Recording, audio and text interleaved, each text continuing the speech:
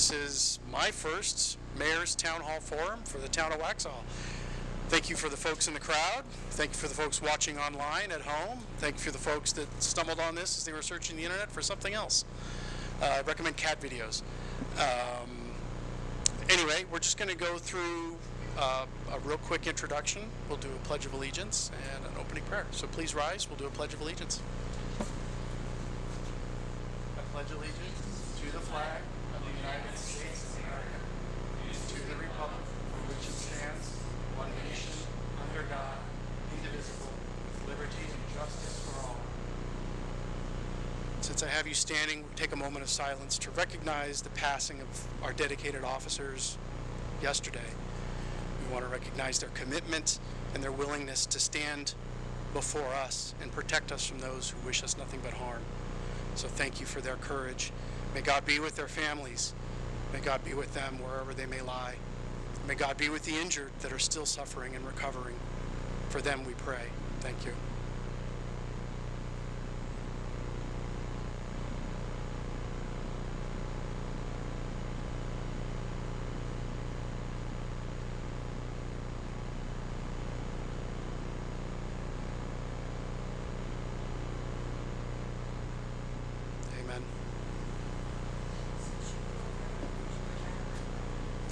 I haven't looked into a lot of the details on that. That might be something Chief Dex Wilson can cover at the end.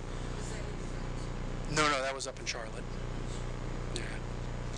Okay, so tonight is our Town Hall Forum. The goal tonight is to kind of get a general update on a lot of the town business from the town staff themselves and to answer a lot of questions that might come as a result. So, tonight's agenda, we're going to walk through the budget, just a high-level overview. We're not going to get into the weeds. There was a budget meeting we did have yesterday. That's available somewhere online. You can look into that if you want to get more details about the nitty-gritty details of the budget. But the budgets will be published once they're formalized and finalized.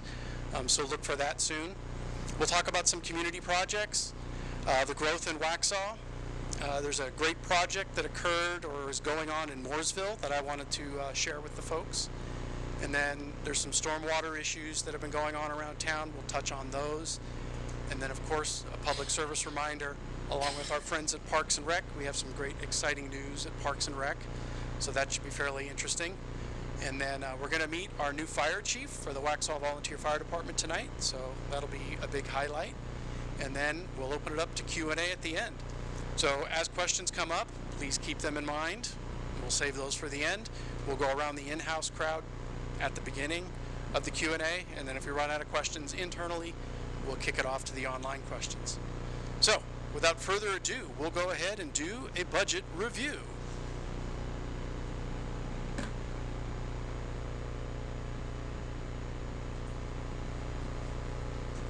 Thank you, Mayor, and good evening, everybody.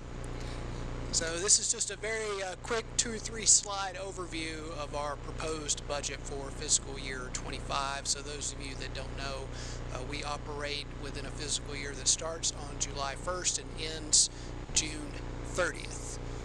And the proposed budget as of yesterday was $21,607,900 for operating budget, and that's within 2 funds, primarily the general fund, $21,462,900. The general fund is what you would be most familiar with. It's all of our departments, police, public services, parks and recreation, etc., etc. The capital improvement budget is just a little over $4.5 million. I'll go over some of the highlighted projects within that budget this year. So the big picture is we are continuing with our 5-year capital improvement plan. We have a 5-year plan that will be fully funded again. The tax rate I would recommend to maintain the same at 38.5 cents, which we've maintained since the fiscal year 2018-19. And just as a little interest that people might be interested in, a penny on our tax rate is approximately $331,000. We calculate that through the real property, prior years, and motor vehicle taxes, and that is roughly 2/3 of our revenue that we receive to operate the town. We do get other revenues as well. Sales tax is the most significant one, but there are other franchise fees, which are fees towards electricity and telecommunications. We get a little bit of cuts of those from the state. And so that's where we are right now. We had a meeting yesterday with the full board, what we call our budget workshop. We do that annually as an introduction to them of our proposed budget. We worked through that for a few hours yesterday, and so there will be some adjustments to that. We do have a few adjustments to make, and so you'll see the final draft proposed version will come up at our final May meeting. That's May 28th, where that will be introduced to the public and the BOC, of course, again, and then they'll make their decision on the budget in July. Capital improvement plan, just to tout that a little bit, we're entering our fourth year of the capital improvement plan, and we have completed 28 projects. And you see all of those listed right there. A lot of cities and towns that utilize a 4 to 6 year capital improvement plan, most landing at about the 5-year mark, which is what we do. But that identifies large-scale projects and equipment purchases, provides a schedule and the ability to plan and complete those projects, and most importantly identifies funding options for them. We have a master list that you'll find in our budget too that has 100 projects on it, and so as I said, we've completed 28 of them, so we're very proud of that. So a few just to highlight is my final slide of what's coming up in this year's budget. I'm sure most of you now are very familiar that the library has moved up to their new location on Cuthbertson Road. So they have vacated our old space, and they will be fully out of there this summer. Right now the plan is them to be fully out of that facility at the end of June. So we're working with an architect now, after direction from our board, what to do with that space.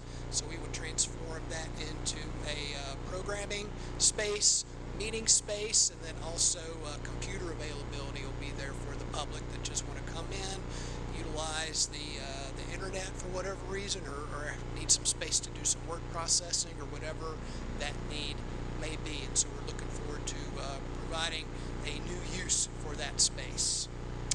Secondly, we have a downtown master plan programmed into this budget, so that will be setting a vision for the downtown moving forward, and we're looking forward to that. So that was a great encouraged project by everyone, as we talked about in the retreat.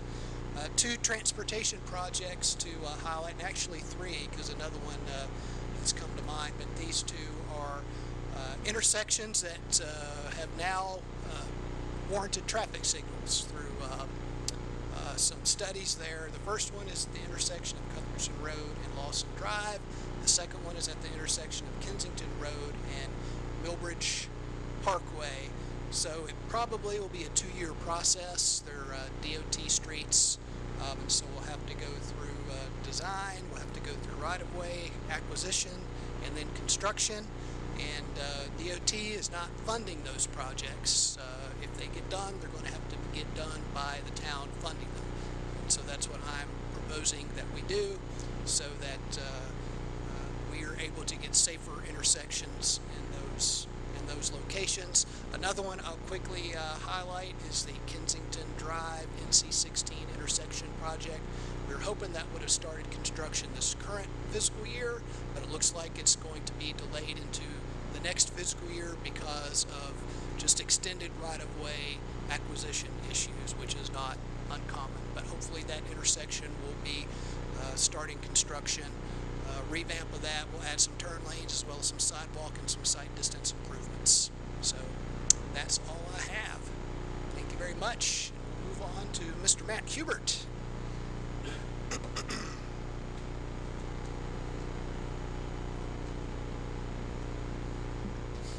Good evening.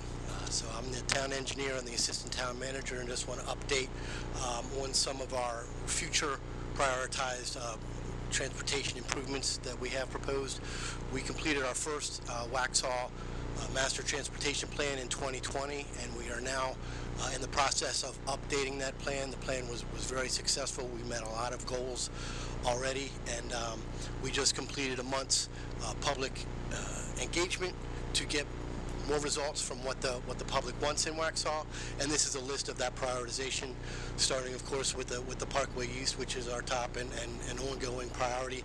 Is going to continue to take a long time and effort to get that programmed, and we continue to focus on that through the CRTPO process, which is how projects of that size are completed in the state of North Carolina. The second one is originally known as the Parkway West. We're calling it the Helms Road Extension just for semantics of how we apply for funds. But basically, we are hoping to be able to complete the portion of the Parkway between where it ends on the Parkway West and where Helms Road and Waxhaw Marvin Road will be getting a roundabout, so that we have a complete connection over to the widening of 16 when that is all in place. We just missed the funding for it in this last application, and we're going to double our efforts and go again in this October, and we do expect that will get programmed. Third on the list is the Waxhaw Marvin and is that Greg Byram? Yeah, my eyesight's 50 years old. So another one that is in need for signalization and turn lanes to improve the safety at that intersection.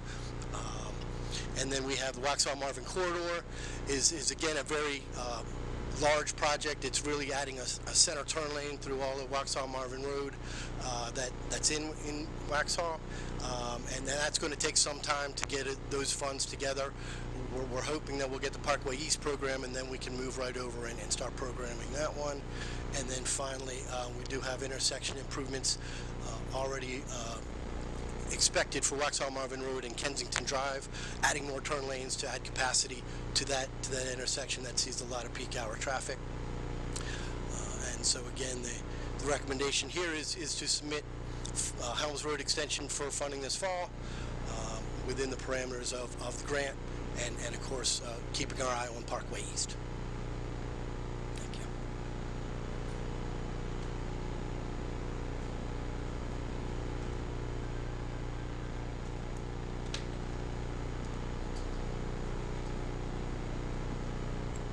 All right. My name is Lisa Thompson. I'm the Planning and Inspections Director for the town. I am going to review current development projects in the queue and go over a little bit about our growth strategy. So on the top left, you have our existing number of homes. That's as of March 2024. We have 6,954 homes. The bar graph to the bottom left is number of homes started per year for the last 10 years. I would like to note that I came in the middle of 2021, so I can say I've literally stopped development. But as you can see, we have about an average of 268 homes per year over the last 10 years. 2022, we've permitted 143. That was the build out of Millbridge. The project was approved in 2004. And then 2023, we had 14 homes. This year so far, we've had 3. However, we have a lot in the queue. So green is projects that have a preliminary plat approval. So that number is pretty static. It could go down a little through construction plan review. Projects in green are highlighted. This map is on the town website under Departments, Planning, Developer Projects.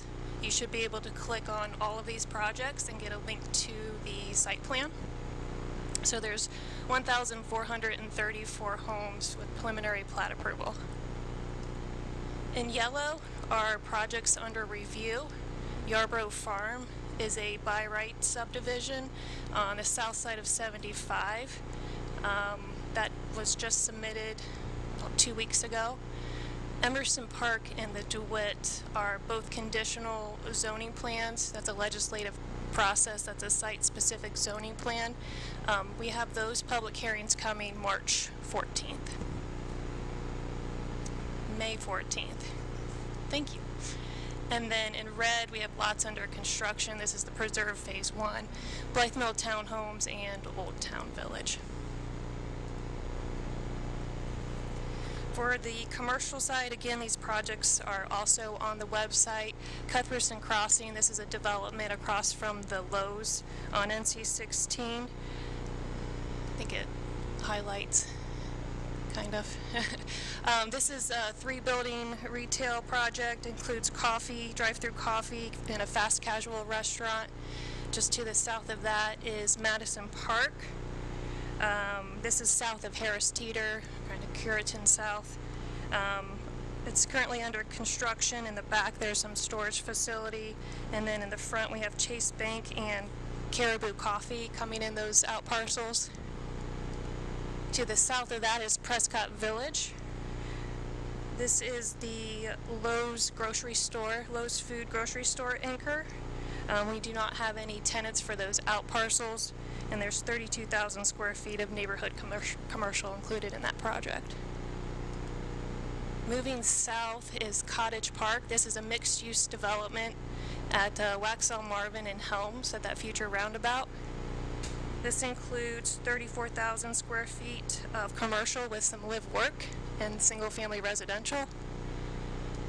And then Rehoboth Flex Space. This is on Rehoboth Road, south of the old 701 main restaurant. This includes some flex space, more for your mechanical, electrical, construction, office, flex space type use. And then again, we have 2 commercial projects as part of a master plan, the DeWitt and Emerson Park. Again, those public hearings are May 14th.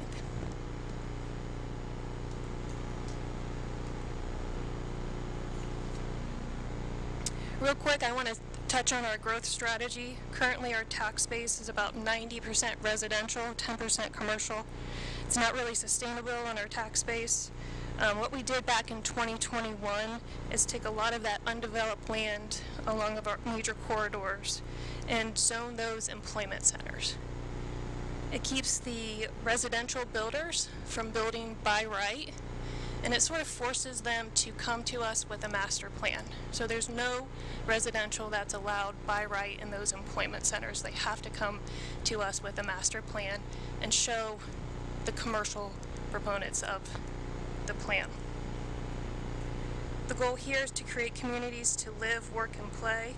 We want to keep trips local, walkable, and support the local economy and create opportunities for corporate parks, high-tech manufacturing, research, and development.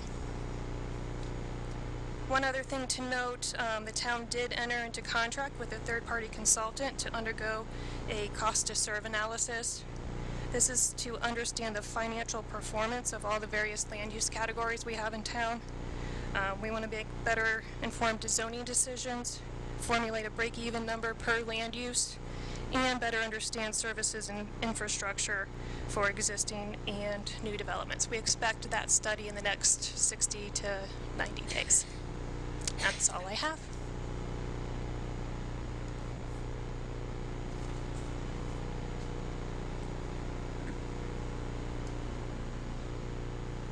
Thank you, Lisa and Matt. So what I wanted to do here was talk about a project that I recently learned about via the Charlotte Regional Transportation and Planning Organization, CARPO. What this is a road expansion or a road improvements project in the town of Mooresville, which is north of Charlotte, if you're not familiar with it. It is adjacent to I-77, so this road is supposed to be a connector to I-77 and to help connect large portions of potentially open space to the eastern side of the town. This gives you an idea. This road extension is going to start and connect to this main road next to some industrial and commercial properties, and then give you access to I-77, and then it'll link eventually all the way out to the eastern side of town. Right now what we're going to be talking about is this phase 1 portion. This gives you more of the specifics about what phase 1 should look like. It's going to be 3 new roads, this long section here and these other 2. And you'll notice there's a lot of open space in here that these roads will basically be supplying traffic and access to. And again, the goal here is connecting to the interstate. This build out should take about 2.5 to 3 years, and it cost a lot of money.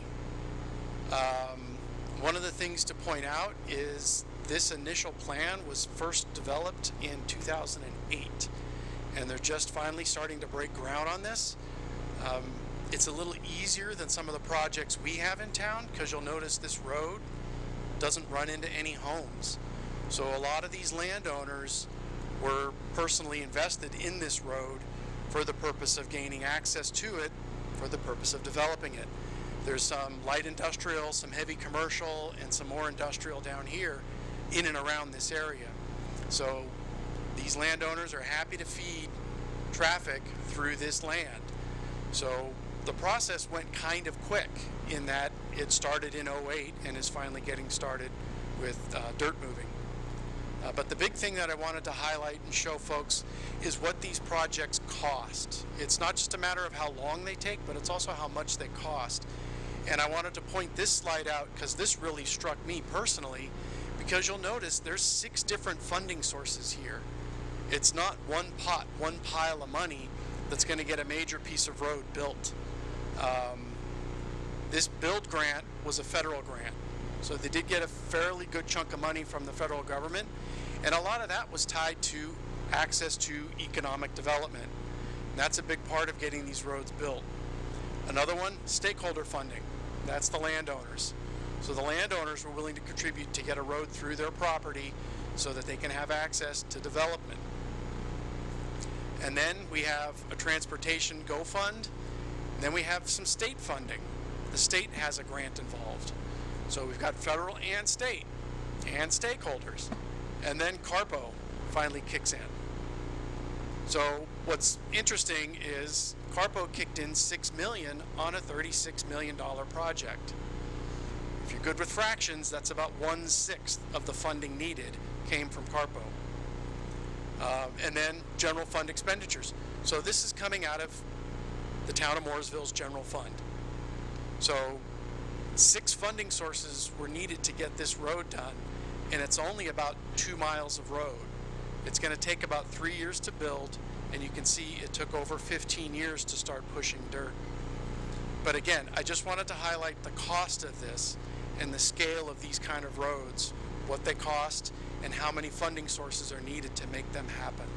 So this is just a little piece of information that I recently learned that I felt would be valuable for the town to learn a little bit more about as well. So you get a sense of the scope of what's involved in significant road projects. Next up, I think we have some stormwater stuff.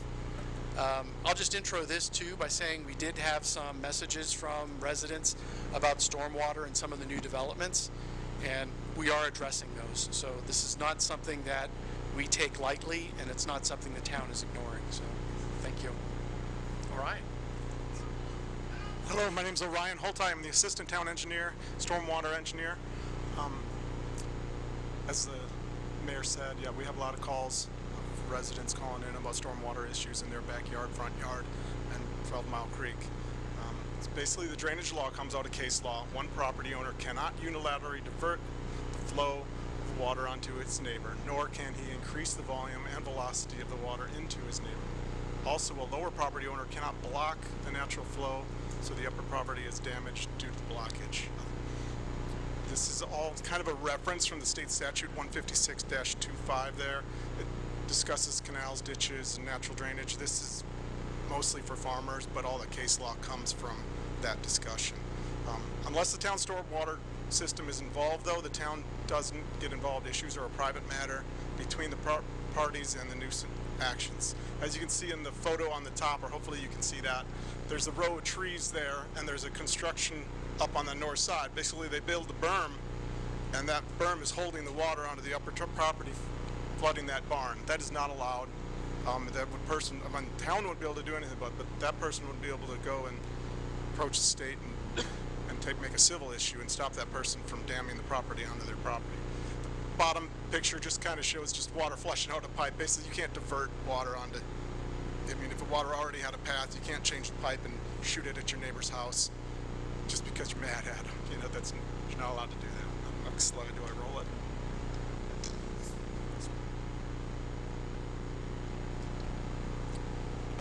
So again, the town maintenance is limited to within the accepted right-of-ways and easements. Beyond that, it becomes the responsibility of the property owner or related HOA, if applicable. Prior to street acceptance, the town inspects all water quality infrastructure, including we video and camera the drainage pipes, and I review the as-built drainage plans, the ponds and the stormwater outfalls. So basically for that first, Todd goes out with his crew and they have video cameras and they send them up the pipes. They look at the drop inlets and the outfall structures and make sure all that's good before the town accepts it. So we're not accepting cracked pipes or damaged drop inlets. And then the as-builts, basically they have their original design that they're supposed to submit to us. And Chris and I, our erosion control inspector, will go out and we inspect the banks, look at the as-builts, have the contours on them, identify that they meet the intended design of the original ponds. So you don't get a pond that's got very steep slopes when it wasn't designed to have very steep slopes. So another issue here is the state stormwater program designated is coming to Waxhaw soon. This extends the town's responsibility but will require some additional funding. Candidates will be identified in 2024, designations issued in 2025, and this is per the Stormwater MS4 program coordinator.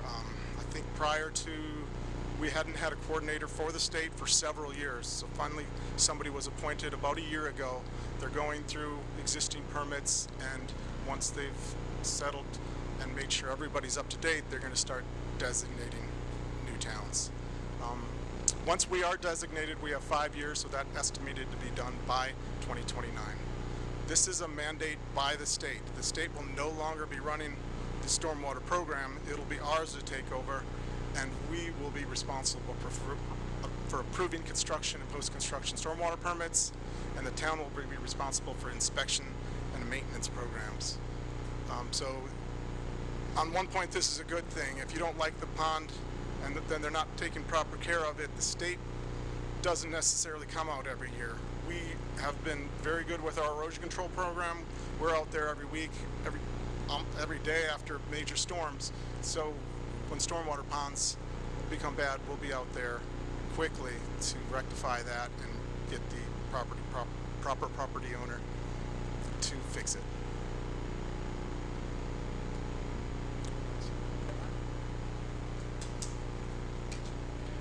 Next up is Todd with Public Service. Todd.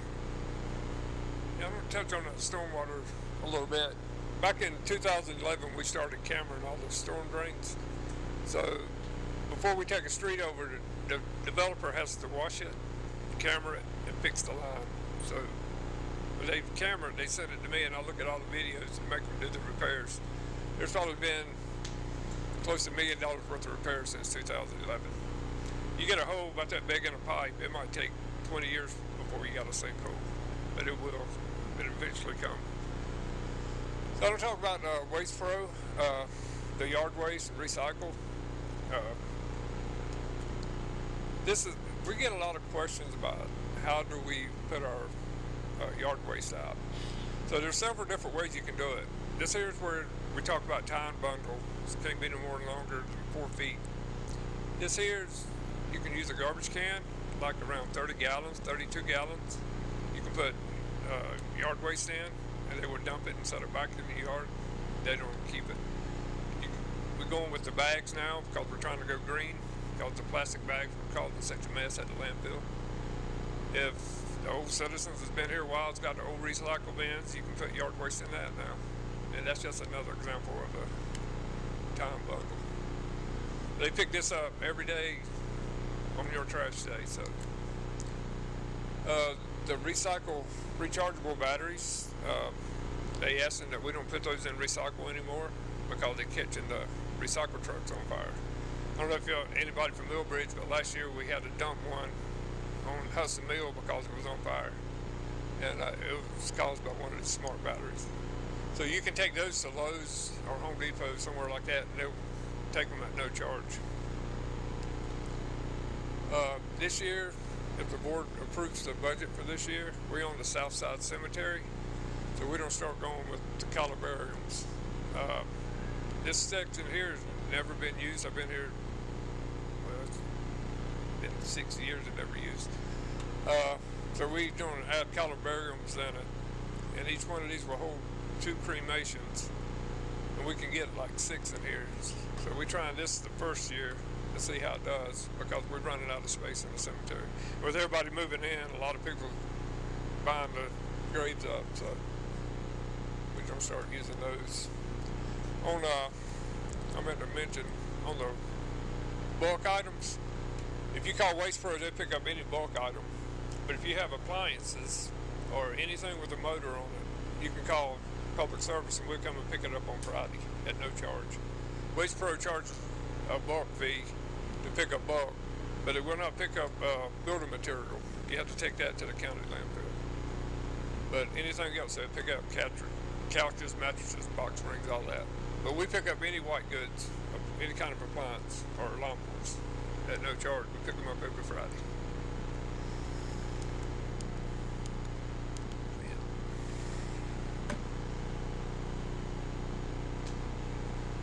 Next up, Dina with Parks and Rec. Good evening. I'm Dina Zabinski, your Park and Rec Director. I'm here to talk about all cool things about events coming up and our fun map, so you can know where all the parks and facilities and trails are. We are currently in our program guide that ends in June. The next one comes out in July, and that'll go to December, so we're super excited about that dropping soon. The fun map kind of gives you an overview of where all of our parks and facilities and trails are at, and helps you kind of navigate through Waxhaw. Coming up, we have our ribbon cutting for the downtown parks coming up, and that's going to be celebrated with Kaleidoscope, our spring cultural festival that is May the 11th from 10 to 6. Also, the Youth Art Show will be happening in the Rec Barn this year. So we'll have that set up in Building B.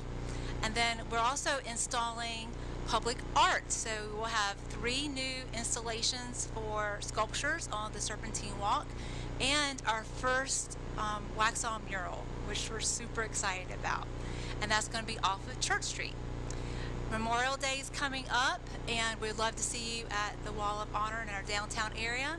National Trail Day, please come and sign up. I will be taking y'all out on a little hike on the Thread Trail and our Thread Trail head at Nesbitt, going to the suspension bridge into our South Carolina friends. And then we have Jammin's coming up, Juneteenth, music in the park. So we're switching up between at the community corner and in the park for music nights coming up. And then, of course, our July 4th parade. Downtown Park. So this has been a labor of love for the last 2 years for getting it built. But this has also been in the works since 2012. That was the master plan. Park master plan identified this area. That at that time the council bought the land from the Horton family, and this is one of those beautiful places that's going to complete our community in the downtown. So we're super excited about it. These are all the cool things that are at the park, and on the 11th you'll be able to walk around. We'll have staff in designated areas to kind of teach you about what the areas mean, such as the flex court area, the pump track. We'll have some demonstrations over there. We'll also have performances at the amphitheater and the picnic pods. We'll have some activities there. We're also the nature area, and that is in our natural stream area that's in our playground. You'll be able to get your hands dirty and look at plants and little tadpoles in the stream, so it's super exciting. And then we also have public art in the park as well. And we're going to give you a sneak peek at the park, and it should turn on right one more time. There we go.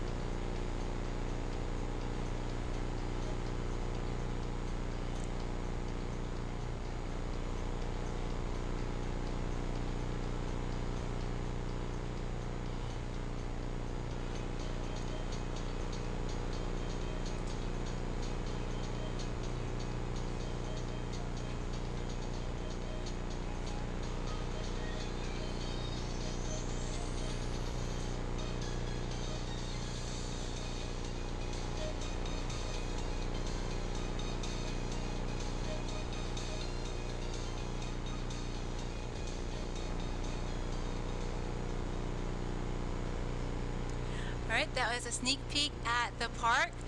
There's also lots of changes still happening where lots of plantings, the swings are getting put onto the equipment. So you're going to see all kinds of cool new treasures when you come on the 11th, which we're glad to be able to offer this for our citizens. I wanted to say a thank you to Jay from Halfback Drones for helping us with that footage. For the park facilities, so we've been getting a lot of questions about what can you do to reserve at our park facilities. So we have several alternatives where you can come and have your birthday party or meetings, small socials, activities or field rentals. So we have the meeting place up in downtown. We also have Town Creek Park that has a shelter in a field. The new rec barn that has tons of space with a community room. We also have some batting cage areas so our athletic outgoers can come and practice, and then outdoor turf areas. Then we also have the new downtown park that will have a very large picnic area that's great for family events, and then a smaller picnic area. We also have picnic pods that are great for your outings or just bring your laptop out, because we'll have Wi-Fi in the park where you can look at your emails and get some fresh air at the same time. The community corner is where a lot of our town events happen, but we also rent that out to third parties, such as Mary and Nails had their St. Patty's Day event there. Nesbitt Park, we have a great partnership with our athletic association, but we also are able to rent the fields out to other athletic groups that would like to practice and just get honed up on their skills. On the website, you'll see the area here on the bottom is how to rent or get more information about our facilities. It is literally 5 clicks away on starting from the home page to get to Rec Desk, to be able to get to our facility page to rent or to get more information about those facilities. And at any time, you're always welcome to call the office. Our email address and our phone number is on there as well. We are happy to walk you through anything or help you sign up on the phone. So try to make it as easy peasy as possible. Okay. That's it for me.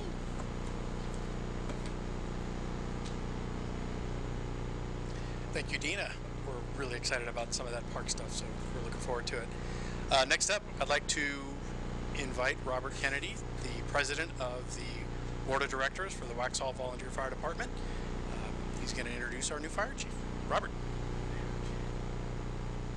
Hi everyone, thanks for having us. Just want to go over 2 quick things with you because I don't want to steal the chief's thunder, but 2 important topics for everybody to be aware of. We've conducted 2 pretty important surveys and studies over the past 1.5 years, 2 years, and one of them was the location of our firehouses and the location of our equipment for deployment to make sure that we are responding as fast as physically possible to everybody in the town. And that study was done about 7 or 8 years ago, and it was redone again 2 years ago, and it showed the same results, which is good because we're showing that everything that we're building is in the right place to get to where we need to be as fast as possible. With that being said, we are building a brand new firehouse over on Waxhaw Creek. If anybody's not familiar with where that is, it's just Rehoboth, all the way down Rehoboth. You can't miss it. It'll be on the left-hand side, and you'll see that building is in process right now. We did run into some slower funding issues, not for not getting it, but we shopped around for the best possible deal we could get, because it is a pretty large project for a long period of time. So that station is being built, and a couple of the other things we'd like to do is move some stations up to the north area a little bit, or more over towards like the Kensington area up in that way, but that's going to be a few years out because this station is going to be a couple of years to be paid back, so we'll try to get that done as quickly as we can.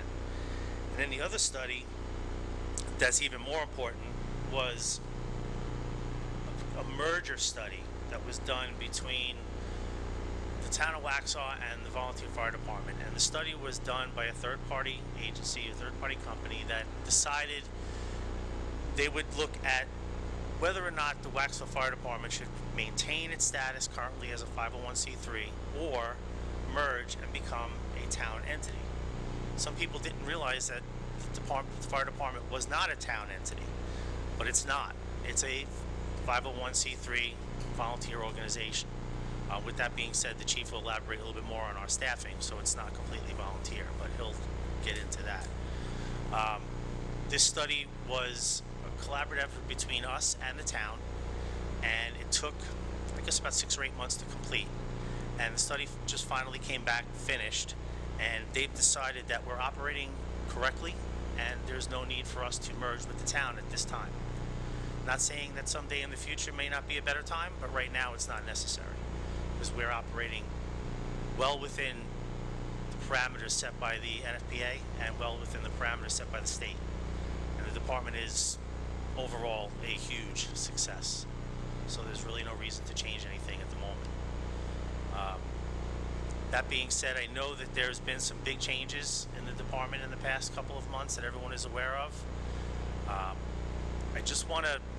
going to bring the chief up in a second, but I want you to know that that decision that was made was not made for any malice or any wrongdoing or anything of that nature. It was strictly because of a shift in vision. The former chief's vision was not the same as the current board's, and we thought it was time for some fresh ideas. And with that, I can't begin to tell you how blessed we are to have the fresh ideas of Chief Regoli. Chief Regoli is by far, in the past 2.5 months he's been there, he has changed this department so much for the better. We didn't even realize these things needed to be changed. And honestly, one of the biggest changes is that we're here today talking to you. That would never have happened before, and I give all of that credit to Chief Regoli. So with that, I'd like to bring Chief Regoli up and have him introduce himself, and hopefully you all feel the same way as I do about him. Chief?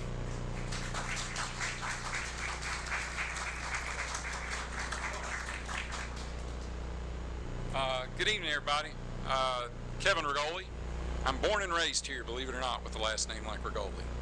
I live a mile from where I grew up in Mineral Springs, which is about 7.5 miles from a fire station here on Waxhaw Parkway. I'm a proud Parkwood graduate. The only time I've ever been away from Union County was when I was in college and when I was in military. In military, I see some military veterans out there. I made a promise to myself at some point in time in my time as an infantryman in the United States Army, if you let me get through my time in the Army, I'd go home and settle down and never leave Union County. Came home from the Army, did some time with the city of Monroe. First as a police officer under public safety. We split traditional police and fire. I followed the fire path, served in Monroe for 20 years. My last 10 years I served as the Union County Fire Marshal. I retired there January 31st of this year, and I was named as the interim fire chief in Waxhaw. So with that being said, our number one goal is to make a really good department even better. Hopefully I don't mess anything up that was already in place there, establish relationships, and do the best we can do to provide the best level of service we can for the people in the community we serve, which, believe it or not, is pretty big. It's a little over 40 square miles. So we'll work closely with our partners from Mineral Springs, Wesley Chapel, Jackson Fire Department, and then some of our South Carolina neighbors with Pleasant Valley, Carolina, and whoever else needs to come help us, and whoever we need to go help. A little bit about us. Right quick, to give you some idea, we're a busy organization. We run about 1,800 calls a year. That was last year. Of those 1,801, over 1,000 of those are EMS calls. So not only do fire response, we also do EMS basic first aid response as well. And we try to triage and take care of the situation while our friends from UniEMS or other EMS transport agencies come to us. The other thing is about Of those 1,800 calls, about 300 of them at a time every year are overlapping, meaning that we're running multiple calls at the same time within our fire district. So what Mr. Kennedy spoke about, our fire station distribution, where our fire stations are, that's vitally important to make sure that when somebody calls for one of us, then if a neighbor calls, there's somebody else available to respond to that emergency as well. Please keep in mind, we've got neighbors around us, the ones I spoke about before, that will come to help us in our time of need if we outpace the resources in the moment. Same thing goes for us. As recently yesterday, we went and helped our friends at Jackson Fire Department with a house fire there. So please keep in mind, as far as Union County Fire Service, it's a global approach. If just because you live just the other side of the Waxhaw town limits doesn't mean we go back to that old 1700s deal of you didn't buy a tax stamp for your house that belongs to us, so we're sorry. That's not going to happen. A little bit about us. We are not a true volunteer fire department anymore. We actually have 14 full-time career firefighters that are on staff 24/7, 365 days a year. If it's a leap year like this year, 366. In addition to that, we've got 16 volunteers on the roster right now. They serve in capacities, everything from EMTs to our auxiliary members who help us at large events. Our total roster strength of fire suppression personnel is 68. So we're in a good shape. There is not a time when we are not there being vigilant to try to help you in your moment of need. So please don't hesitate to call. Thank you for welcoming me to Waxhaw. Thank you for allowing me to have another calling besides sitting around the house and waiting for my wife to give me something to do. We've been married 27 years, and I think that our secret success was either her being at work or me being at work and us not being around each other a long time. So, so thank you so much, and I appreciate everybody that's come out tonight. If you have any questions, please feel free to look us up. My phone number's on the website. If you want to stop in and just see what we've got down the hill over here on Waxhaw Parkway, our doors are always open. Thank you.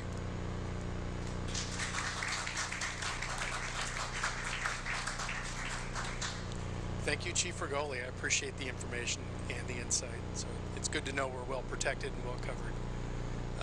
Just to add one little tidbit of detail, people need to keep in mind, he mentioned a 40 square mile service area that the fire department's covering. Waxhaw Incorporated is only 11 square miles of that. So Waxhaw is a part of all of that they cover. So they're busy folks. So we have another video. We have a comms update. Jenny. All right, so we had a lot of dad jokes last night. I was going to say all this information was like drinking from a fire hose. Unintended. All right. The point is, there is a lot happening in Waxhaw. There's a lot of channels out there that we communicate on, but if you are new to Waxhaw or a lifelong resident, you can find everything on waxhaw.com. There are going to be 2 new website pages we've updated for you to make information easier to access. We're highlighting it in this 3-minute video. We're going to take snippets out of this video and post it on social media throughout this next several months. But you'll be able to watch this long form now, and then we can talk about these links. If you have any questions, the information at the end gives you our contact and our email, and it's all there. So if you're new to Waxhaw, you're going to be going to the residents, new residents page, and all the quick links will be there. If you're a lifelong resident and you're new to Waxhaw, but you just want to get involved in the BOC meetings, there's now a BOC meeting resource page that puts all the agendas, the 2x2s, the video links, and everything on one resource page. So all of that is highlighted in this video. So I will stop talking. I'll keep talking. That's my video.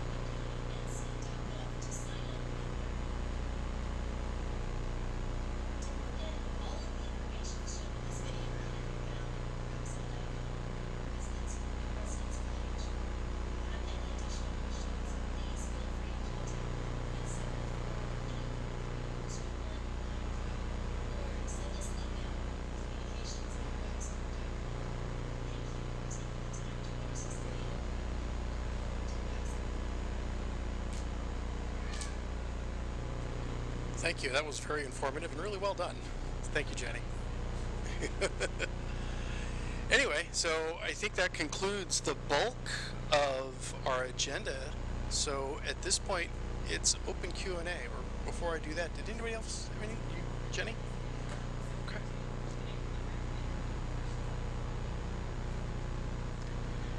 And of course, the rule is always we have microphones floating around. So if you have a question, please wait for the microphone. That way everybody can hear your question both in the room and online. Anything else to add from the staff? Sorry? Well, the goal here is to, we've been at it for about a half an hour, so we'll probably give it another 45 minutes or so of questions. But we don't have a tremendous crowd, so there's definitely opportunity for everybody to speak and have a question if they want. Did anybody else have anything to add on the staff before I kick into questions? Alrighty. I see someone in front with their hand up. Yeah, and I Sorry. happen to be back here. So Oh, yes. And we have a microphone in the rear as well, so we've got you covered front and rear. Ladies first. I just have one thing. I want to know if we're going to be supporting the police department better with our flags. Coming in the front, we have a newish American flag, a newish North Carolina flag, but a raggedy, faded, Waxhaw Police Department flag.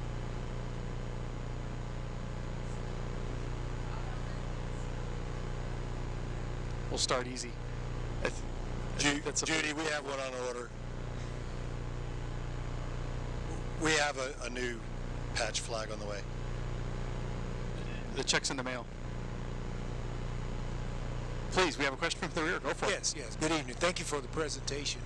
I may have missed it when we were talking about roads and thoroughfares in the area, but just the whole idea of Providence going up to the railroad tracks, making the left turn on Main Street, and the traffic congestion. What's kind of like the long range big picture on any resolution? Yeah, so right now, the Department of Transportation through the state of North Carolina will be widening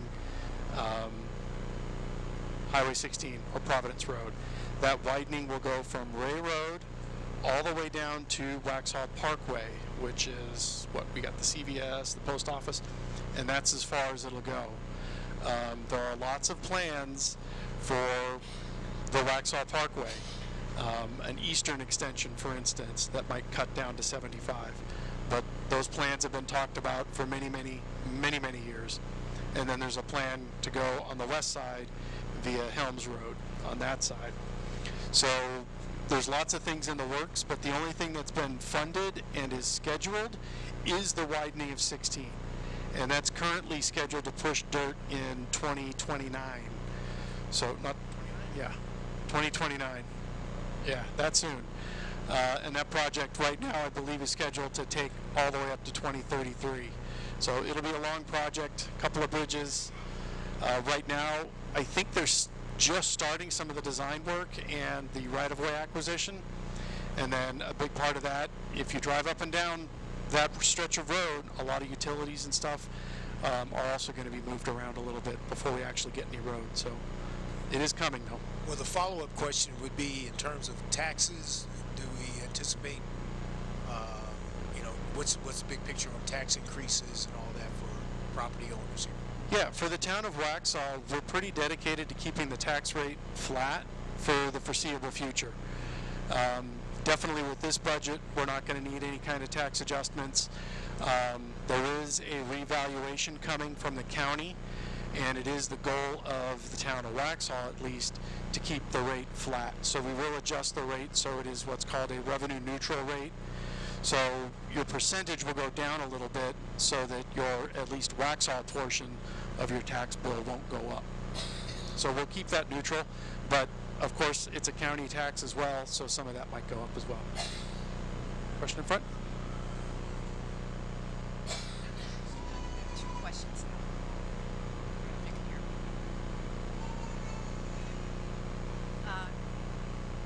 The slide that had the new homes that were approved and will be built, how many of those homes do we know, or do we have an idea of, will be finished before the widening of Providence Road?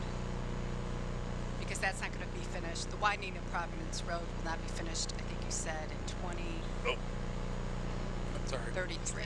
So it starts, it won't be complete until 2033. And a lot of those build-outs are anywhere from 3 to 5 year build-outs. Do you have an actual schedule on that? I don't have an exact number, but like Adelina, their phase 1 and 2 of the homes are before the widening. Their phase 3 is their commercial, which would be after the widening. I don't have a number, but a lot of the residential would be before. And then certainly the stuff that's already started, that'll be done long before the widening. Thank you. There we go. So there's, if you add up the 1434, 1577, 416, if you divide that by 260 homes per year, that's a 11 to 12 year build out to build that many homes if we're looking at the last 10 years average. So if you're looking at the widening in 2033, kind of gives you a number. The yellow, needs approval, that number of homes, but the green and red would be before. And this yellow number here is driven in large part Emerson Park. By right, they can make about 700 homes. So in the last administration, they were given R4. So there's a very large number of homes that are possible here. And I think Yarborough Farms, how big is that one currently? 512. 512. So that's a big part of this number here, is just those two developments. And they're in a by right situation, so to try and slow those or stop those would be dangerous to the town of Waxhaw. So let me ask this, that's the number of homes, right? Is Correct. there ever an estimate done on how much many cars are going to be added to the streets? Yeah, that's a good question. So regardless of what DOT's plans have been, we always have an analysis. If any development wants to have about 100 homes or more, we require a traffic impact analysis on the existing network. And so all of these developments have done an analysis and are only allowed to build a set number of homes before any improvements to the external network have to be constructed. And so that doesn't necessarily mean that they're going to fix all the problems of the street. What it means is they're going to fix the amount of traffic that they add to it. If an intersection is a stop condition, let's say, and they're saying their analysis says they're going to add 5 more cars per hour to that intersection, and that increases the delay or causes a level of service failure, they would have to improve that, say with a signal, before they're able to build more houses above that threshold. And so every development goes through that. The towns is very strict. DOT doesn't start looking at projects until you're about 3,000 cars a day. We look at 1,000 cars a day, 100 in the peak hour, because of course we're concerned about AM and PM, right? And we don't allow the developer to do their own analysis. We contract with our own consultant who works directly with us and knows the town backwards and forwards in doing these analysis, and we find the models to be very accurate. Okay, and those are traffic mitigations, but that's not widening of roads, is that correct? Correct, and it can be any number of things. It could be adding turn lanes. It could be, sometimes you're not doing anything. It's so expensive that they say, we can't do this. Like if a project comes on Providence Road and we know it's a failed facility because DOT's already planning to improve it, a developer can't afford to widen, to do all the work that DOT's already planning to do. So they'll just say, okay, I can't do that project and move on and not try and do that development. And that's kind of all taken into account with the analysis and with what's planned. Everything that's already programmed and funded is taken into account in that analysis and planned. So when we talk about the Adelina project, that has a big commercial component. That will not come online until the widening is done because it cannot be supported by the developer either doing the work or having it have the commercial done before the road is widened. And how many traffic mitigations came up on the Emerson? 13. 13. No, so that Emerson, that The new one, Emerson. Catalina, Emerson is less. Emerson was less? Yeah. And then just, can you provide an update on the status of the City Hall new building? Yeah, we're still looking at moving in July. August 1st is the hope. Yes, August 1st. So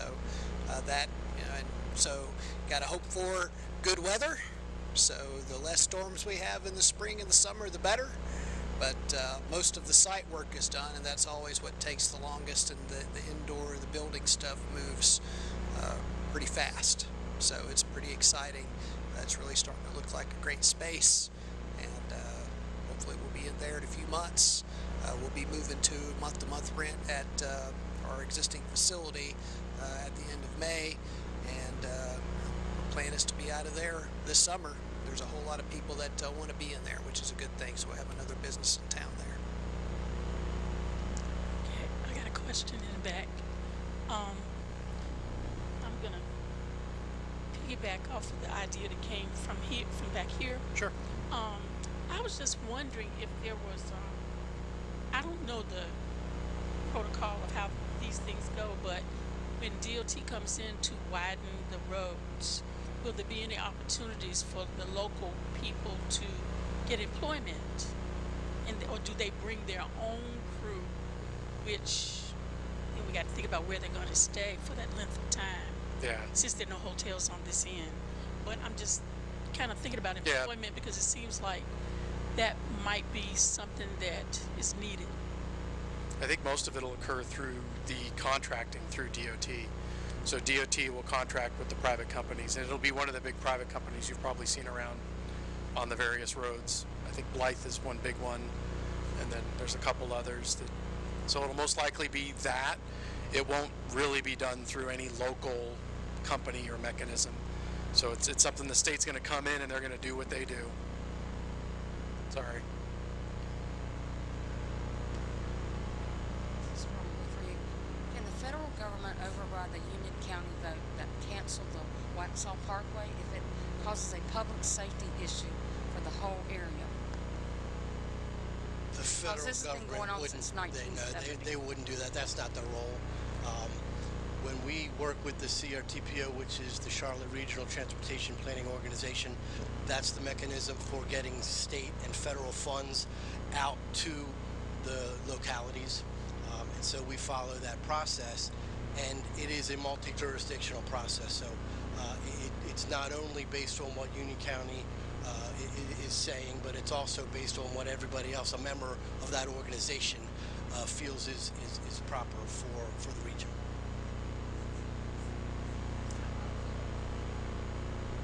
Yes. I understand that the Waxhaw Parkway East is meant to do massive alleviation of the downtown red light. Waxhaw of 16 and 75. But we don't have any idea when that'll happen. And no one's talking, and the widening by Dot ends at Waxhaw Parkway. We have to do something about downtown. I find now that most hours of the day, you're backed up on 16 headed south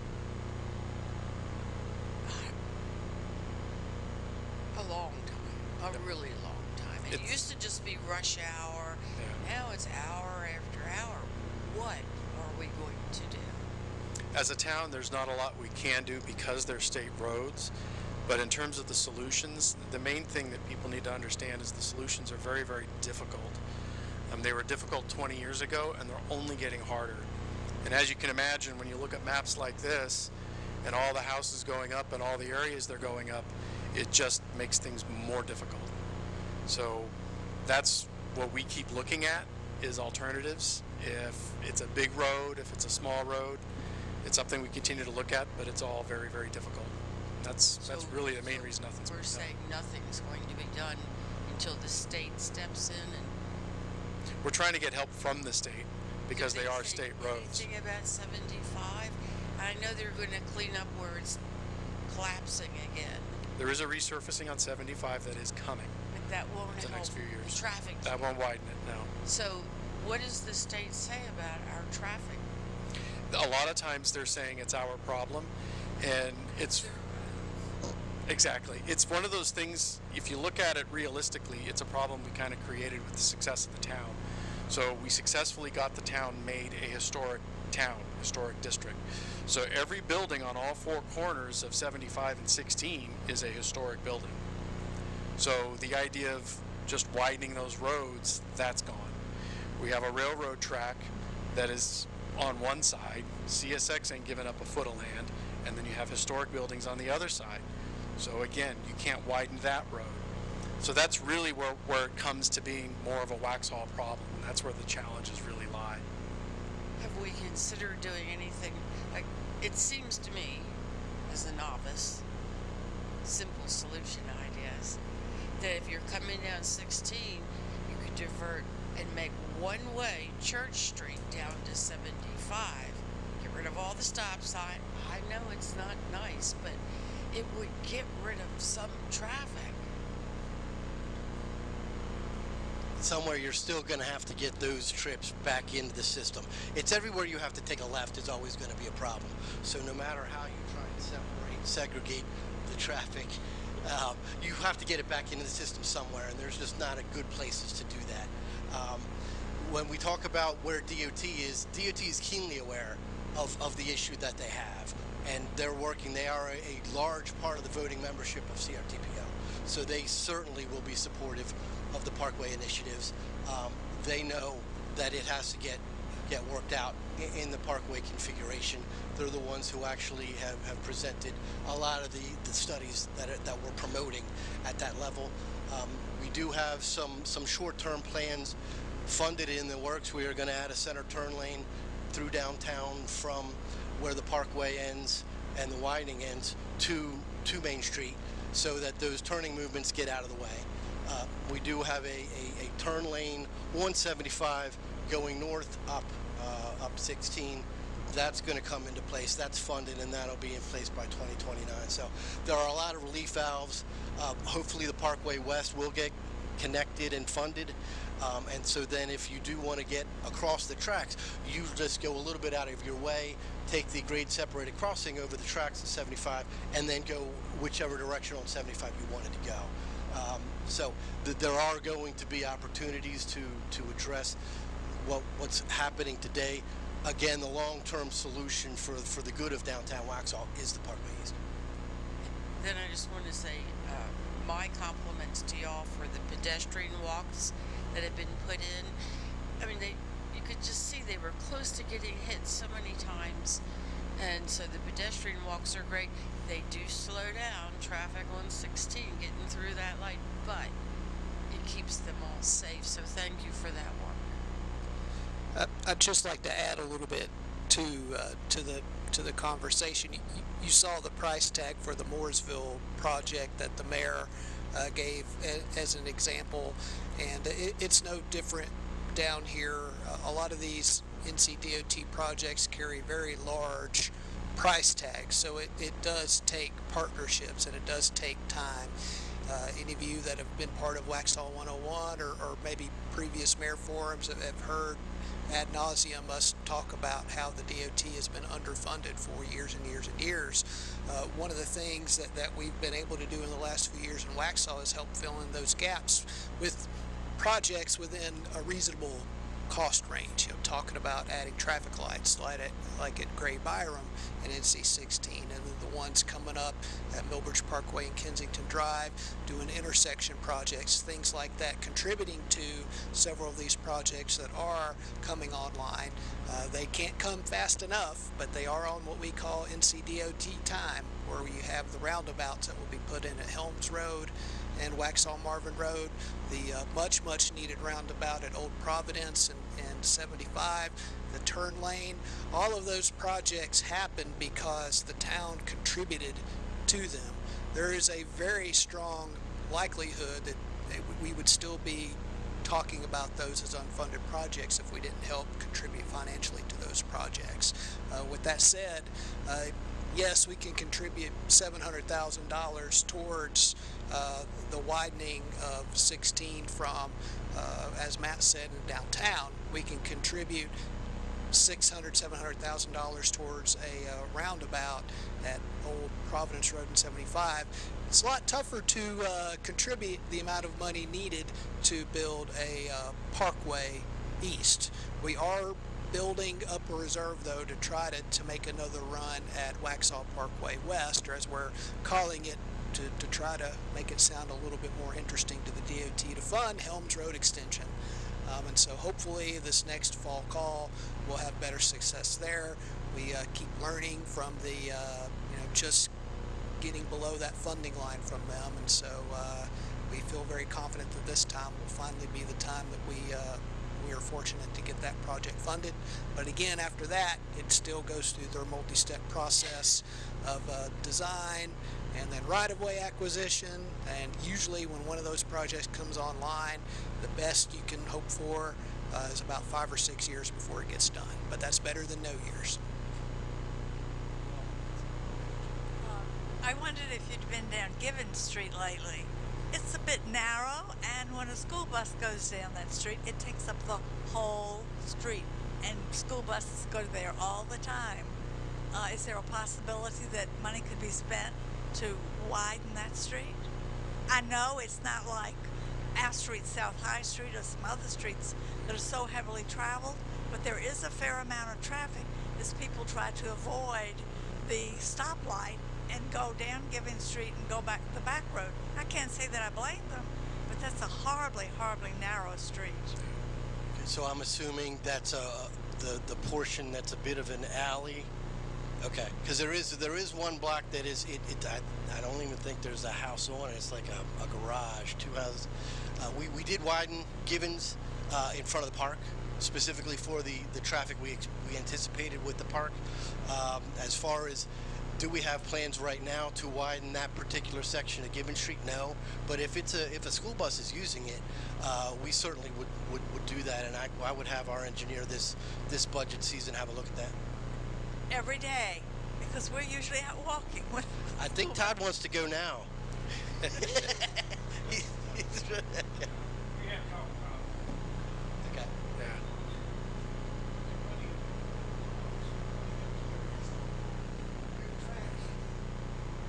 On High Street, all those big trucks, huge, a block long, all those dump trucks, yes. That's something that can be looked at, for sure. Yes, thank you. It's Karen 1 and Karen 2. Will the Helms Road extension still have the over the railroad tracks bridge?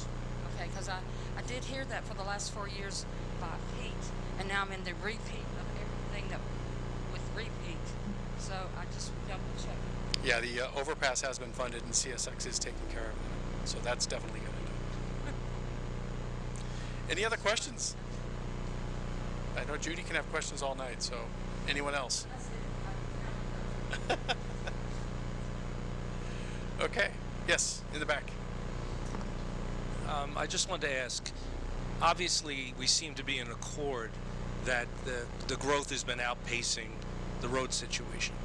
And obviously you were brought on board for the purpose of holding that back as best as you could, because you inherited a problem that kind of came about because of the success of the town. So with that understanding and with what I heard, you have a number of homes in those 3 areas. You said like maybe about 700 or so are already approved. They can't be stopped or slowed down. Are the balance being held back until the road is expanded, until 16 is widened? So do the rest of the homes have to wait until that happens? So each development is going to be different in how it impacts and what the development actually entails. So we can go on and look through each of those reports, and it'll show, okay, you can only build so many houses until this is done, or you can't build any houses until you do everything. Most of them, they have to do all the off-site mitigations before they get to occupy the first house. But does any of that hinge upon the widening of 16, which you said is 2029, which is going to end in 2034? So you have a 10-year window before the success of a widened road helps the balance of the problem of the town, but you're bringing in a tremendous amount of cars prior to that happening. Right. And as bad as it is now, it only gets worse. Yeah, and that's why some are phased, right? Most of the developments have some sort of phasing that says, okay, we can't do anything else until the widening comes in, because then we're tapped out. There are no simple little things here and there that are going to make up for the fact that you're just going up 16. So they're taken into account in every specific development. And aside from those that are already pre-approved and getting ready to get ongoing, are there efforts on your part that are preventing anything else from starting? Because you can't now then say, well, let's introduce something else behind that. Right, so anything, if a development has already done its analysis, the next development that comes in, we include their trips in that subsequent analysis, so that we're not just kind of looking with blinders on. We're taking into account what's already planned as new ones come to be applied for. But wouldn't you be at a point where you're not looking to approve any new ones until you're on the other side of that road widening? Well, I mean, again, it's subject to the location and what they're trying to do with that development. Sometimes a parcel looks like, hey, we want to do a daycare. And we'll be like, okay, that's great, there's a need for a daycare, but that is a very peak hour specific use. Parents are coming in the morning, dropping the kids off, and they're coming in the afternoon and picking them up. That is a use that we've not found really works with the network issues that we have. And so a lot of daycares just don't get built. We're going to see a lot of storage units, because storage units don't have any peak hour whatsoever. You can take a piece of land, put a building on it, charge to store things, and they don't generate a lot of traffic. We're seeing, I think lately, a lot of age restricted. And what that does is it keeps the impact on schools down, because retired people are not taking their kids to school anymore. So there are ways that the developers kind of work with the model and still try and get their profit from a project. There's really a lot of science to it in how, where are they and what are they trying to do and how does that impact what's already occurring. And the last thing, if I could, I just wanted to ask, I had met with the prior mayor leading into the election, and I met with you also prior to the election in town, because I'm new to the area. So I just kind of wanted to get a sense as to, what the thought process was on both sides. I spoke to him about the concerns about the impacts on the schools with the increase, and he was taking the position of, well, that's not something we really have control over, almost as if it was something that you can't worry about, which I don't agree with. So have we looked, I realize you can't change it, but is there a deep understanding as to that kind of impact that's taking place with the increase of people coming in? Yeah, we met with the school board facilities director this week to keep pace. We work with their staff, and their staff position is currently vacant, but we do work hand in hand. When we get a sizable development, we reach out. Our technical review committee reaches out to everybody that's impacted, utilities, the school system, in order that we do what is responsible by all of the infrastructure that's impacted by growth. And with that meeting, did the school echo any concerns about the incoming growth? So they said that there's a new study coming online. Their original study was demographic based, and I think they're bringing a new study online that is a little bit more cutting edge to take into account the growth rates that have been increasing kind of geometrically. And so yeah, we're definitely aware of that concern, and we're having conversations all the time about ensuring that what we're doing is compatible. The schools are informed at every development, the quantity of homes and the timeline, the expectation of when those homes will get built. So they're really challenged to keep up, and it's really incumbent upon them to keep up with the growth. At the same token, we have to be responsible with our growth as well. Right. But to your previous question, the short answer is no. There's no legal mechanism to halt development and construction. We can legally alter zonings, but when you have, what did we have here, the Yarborough, when you have Emerson Park and the Yarborough that are already pre-zoned to build at a certain density, the short answer is no. There's nothing that can be done with those developments. It's the stuff coming forward where we have a real voice, where maybe we could, but it's a challenge. It's still a challenge, and it's still something that you can't just automatically say no. You can't do a moratorium. You can't sit there and say, well, stop building altogether. But it's a challenge the board faces every time these developments come before the board. So. I was just going to mention one of the goals from the retreat that the board asked us to do was work with schools and identify new school sites on our Waxhaw 2040 comprehensive plan, our future land use plan. Working with the schools, they don't have any particular site in mind for the Waxhaw area. They may in the future. So we are proposing a text amendment that gives them like first right of refusal. So once it's identified area on the plan, if a development project comes in, we give them notice that a project is in. They have 30 days to say, yes, this is something we still want a school site located on. And then as we work through a preliminary plat, they have 18 months to purchase, or we can work with the developer on a deal to dedicate some land. So that's coming forward in the next 2 months. There's another question in the back. We'll need a mic. Wait for the mic. I love hearing how proactive you are with significant things happening in Waxhaw and how it's going.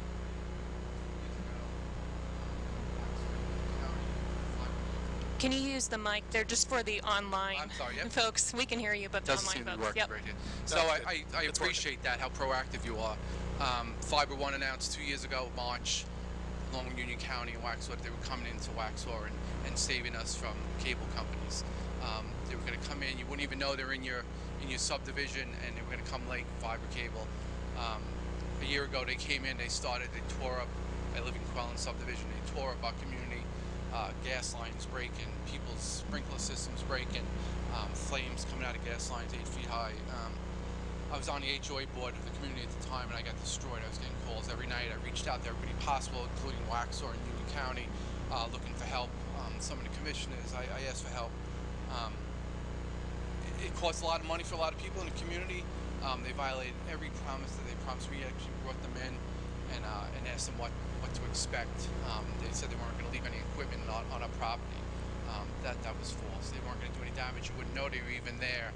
I'm getting complaints from residents. They were laying all over the yards and stuff. So they disappear. People correct their problems. Nobody's been hooked up to fiber yet. Go back last month, a new company comes in, Ripple comes in. I come home from work and they're ripping up my lawn again, laying fiber optic cable. I turn on my sprinklers this past week and water's pouring out of my sidewalk.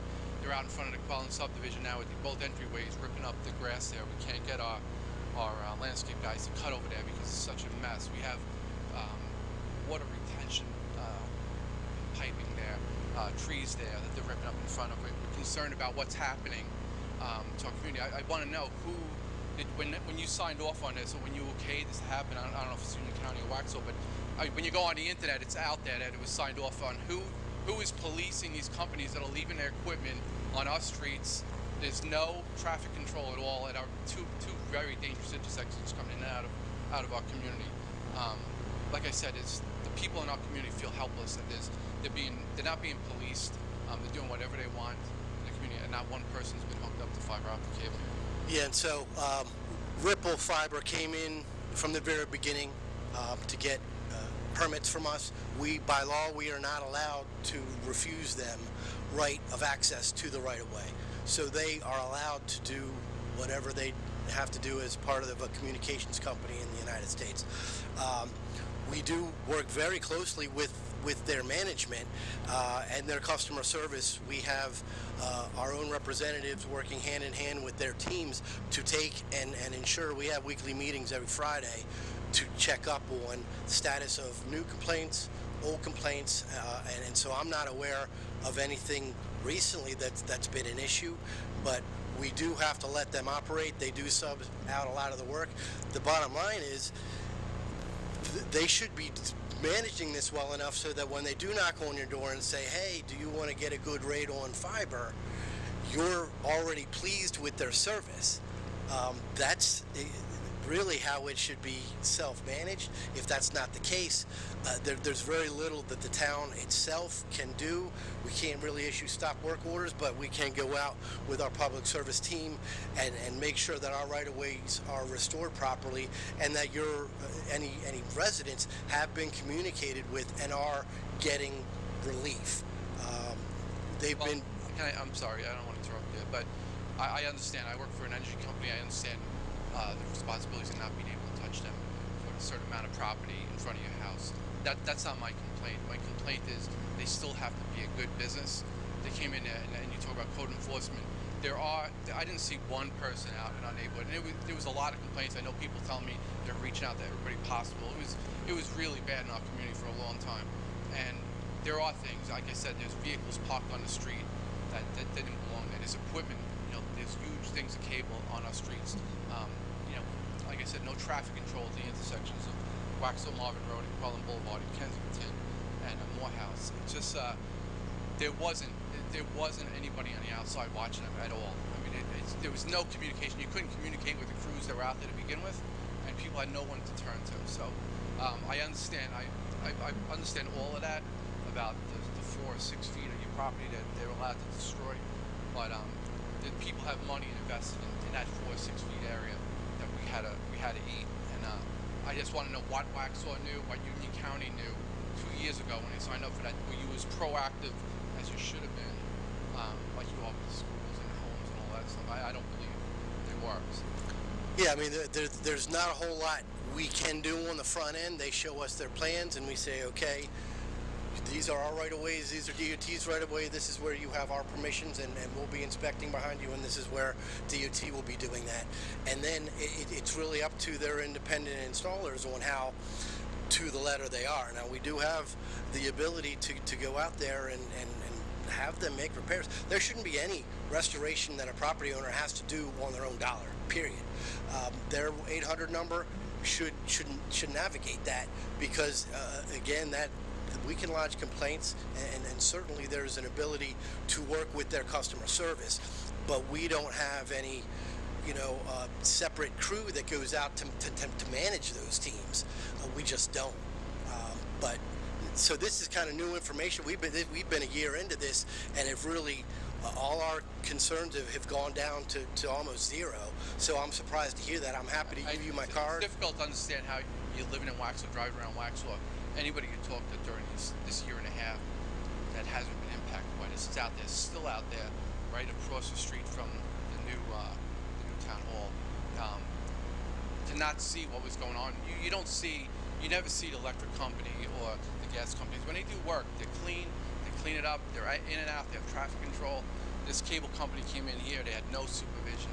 It was a free-for-all. And I'm not blaming the town, but there was no information given out whatsoever.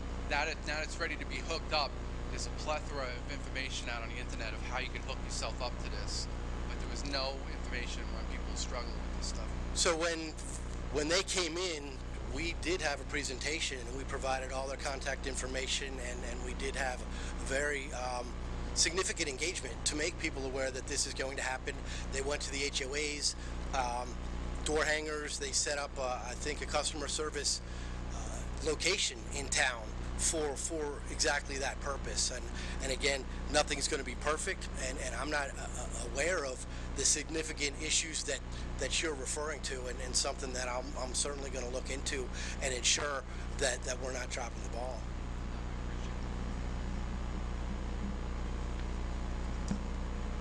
I live in Quelland on Morehouse, the first house. I saw nothing but disciplined militia type job, excellent work. I saw them being supervised. I saw them not get a break, and I saw their foreman come to them and make them take a break. I saw them clean up. There's a ring alarm door thing, so it's all on video for the last 4 years. I'm sorry you had to deal with that in the same neighborhood I live in, but I saw it, first house on the right. I was nosy, and we're getting the fiber today. So I witnessed it the last 4 years of nothing but good cable. This is America. It's part of the land thing. Sorry, but I cannot. I'm sorry where you live in that town and that corner of the world.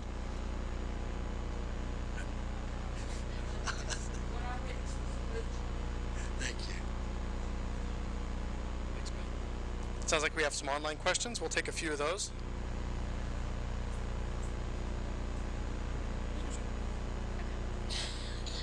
Well, the first question I'll address, someone asked online whether or not, or who posts to social media. So we have a digital marketing specialist. Her name is Tamia. She posts to social media. The way that works is a lot of the departments will collaborate with her on what content they want to put out. It's submitted to Tamia. She writes the post, creates the graphic, and then sends it to all department heads to approve by Friday, and then schedules it for the following week. And then she's the one answering and responding to those posts online.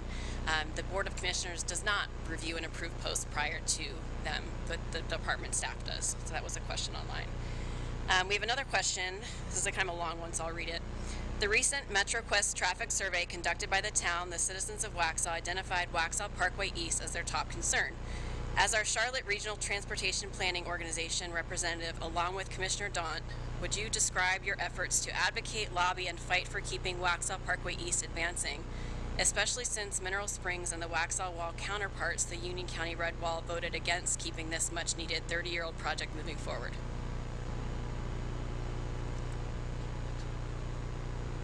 So the goal is to continue to work for a solution. CARPO is an integral part of that solution. CARPO's approval is an integral part of that solution. So we're pushing to get a decision from CARPO as to whether or not they will allow us to advance this project. CARPO has to be involved. We will be working with our neighbors in Mineral Springs to discuss this issue with CARPO.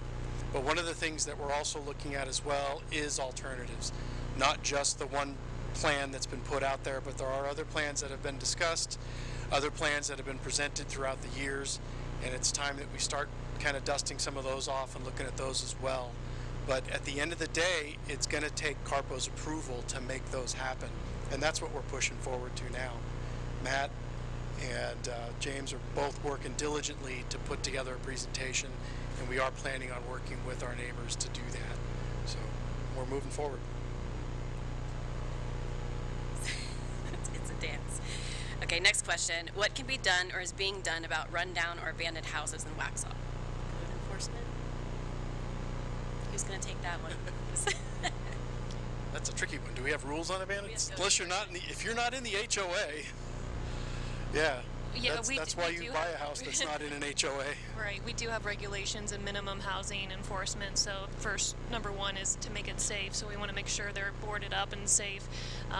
If there are any in town that we are not aware of, let us know, but code enforcement does take care of that. So the example, sorry, that's below it, is Helms Road and Waxhaw Marvin Road near Helms. Is that in town? So apparently they're abandoned homes, or they've been, go ahead.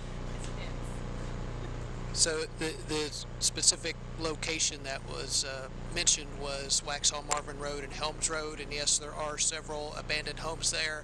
The reason those are abandoned is they've been acquired from the DOT for the Helms Road project and the roundabout that will be there at Waxhaw Marvin Road.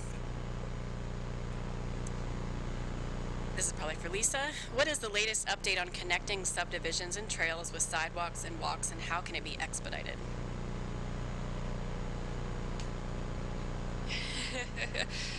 So through our comprehensive planning, we have a park and greenway master plan. We use that. If there's a line on the map, the developer has to build it. We also have connectivity ordinances. So as part of our plan review, we make sure every development has the required open space, greenway, and connectivity to adjacent properties. So we'll continue to work on that as the town grows, and one project to bring up the 12 Mile Creek Greenway feasibility study. We are working on it with a third-party contractor to help us develop that. That'll go from the state line all the way up to Lawson and Wesley Chapel. That project is in the finishing stage.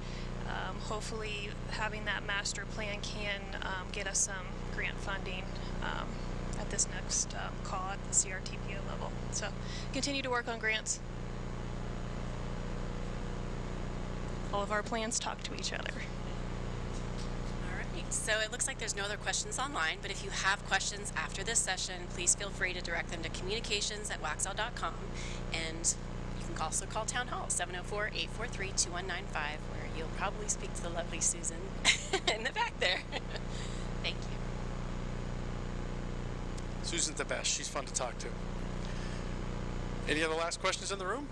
Otherwise, we'll go ahead and adjourn this lovely forum. Thank you very much. Oh, yes. Thank you. Sorry. Judy, sit down. I have one last thing I forgot. There are a lot of these flyers.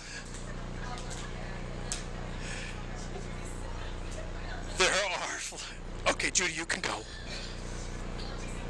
There are these flyers on everybody's chair. This is the Western Union Municipal Alliance is hosting a meeting next month on the 23rd, Thursday, May 23rd at 7 p.m.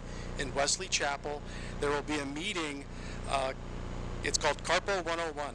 So if you want to learn more about the CARPO process and getting roads through the system, that would be a great opportunity. This is a public meeting. It's open to the general public, so anyone can attend. So please check these out. It is, again, Thursday, May 23rd at 7 p.m. at the Wesley Chapel Town Hall. So check that out if you're interested in more. Yeah, check that out if you're interested in learning more about the road building steps. Thank you.